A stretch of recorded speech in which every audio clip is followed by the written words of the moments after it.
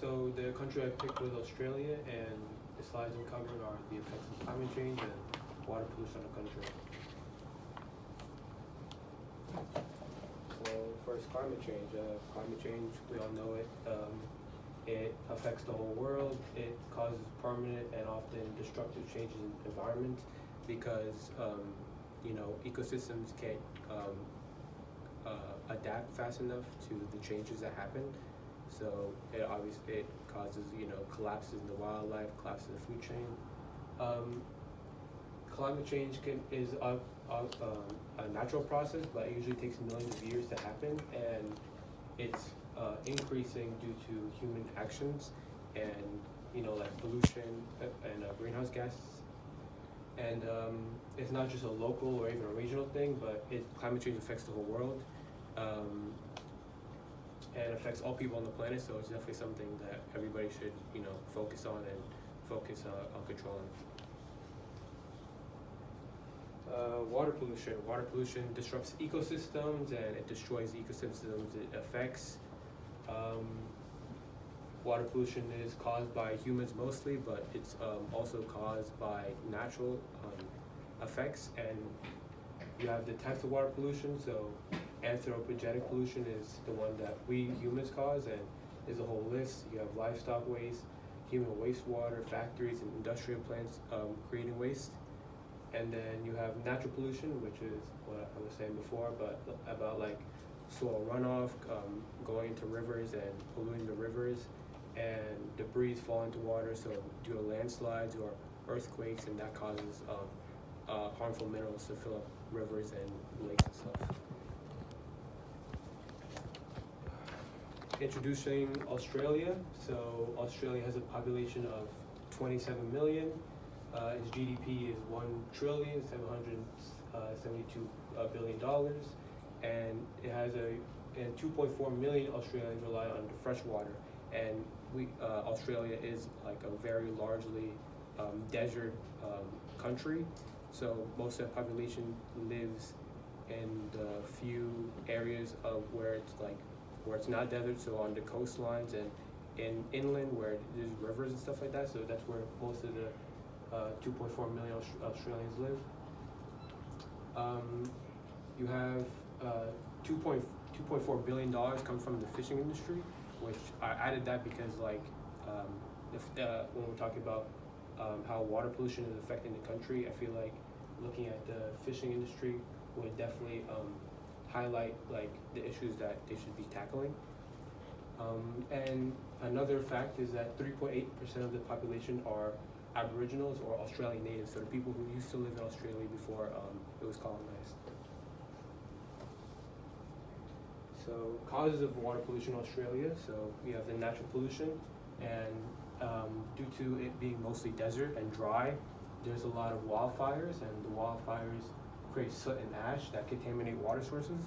And like I said before, there's already like few natural fresh water sources, considering most of it's dry and deserty.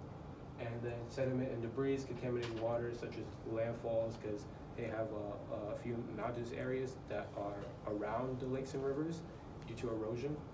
And the anthropogenic pollution, like mining residue, filling and contaminating water sources. So in part with the mining residue and the sediment, it just constant harmful minerals and waste going into the rivers and stuff. And then there's tons of single-use plastics that fill waters and beaches, which is the most devastating part of the pollution in Australia. Effects of water pollution in Australia. So the Great Barrier Reef is the largest reef in the world, and it's home to a vast array of wildlife. And due to the tons of pollution from single-use plastic, it contaminates the ecosystem around it and killing off many of the creatures that live in the Great Barrier Reef. The loss of biodiversity causes the fish industry to take a hit, and then tourism, because of the decolorization of the coral from its decaying state. Less people come to see it, so the tourism industry also takes a hit.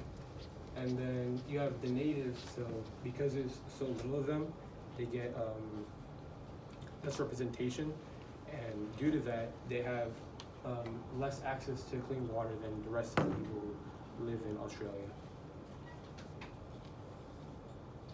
This is the research, so as you can see, 2001, 2006, 2011, majority of people live on the coast, and the few people who do live in like the middle area are the Aboriginals and the natives, and you can see that those people who live in that middle region get most of their water from groundwater, and the people who live towards the coast get most of their water from the surface.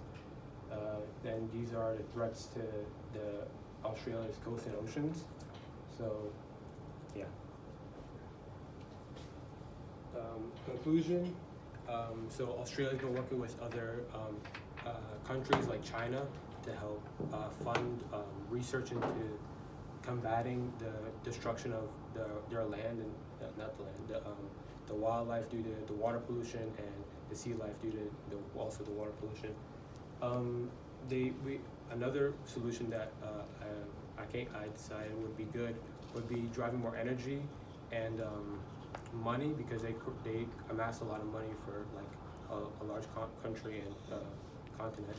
They could drive more money into pushing like awareness and fixing the problems that have occurred from the past, like due to mining and stuff like that, polluting the waterways.